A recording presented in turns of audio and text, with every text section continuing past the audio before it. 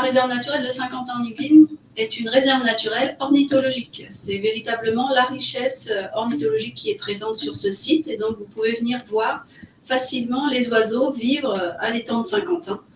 Donc en un mot, c'est ça. C'est vraiment la réserve aux oiseaux, si on peut dire. Oui, la volonté, la fonction première d'une réserve naturelle, c'est d'accueillir des espèces qui sont rares et menacées et protégées. Donc, les oiseaux qui viennent ici sont des oiseaux rares et les connaisseurs savent très bien qu'ils peuvent voir ici en Île-de-France des oiseaux convoités, on va dire. Et donc, pourquoi ils sont ici? C'est parce que la réserve leur apporte une quiétude, une tranquillité qu'ils n'ont pas forcément ailleurs sur le territoire.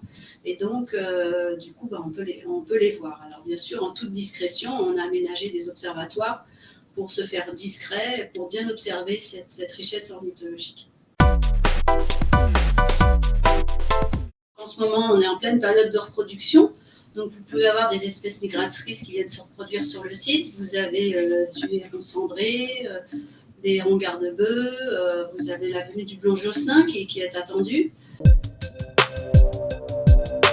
On a la bonne nouvelle pour nos 35 ans, puisque la réserve naturelle de Saint-Quentin, en fait, c'est 35 ans cette année, de changer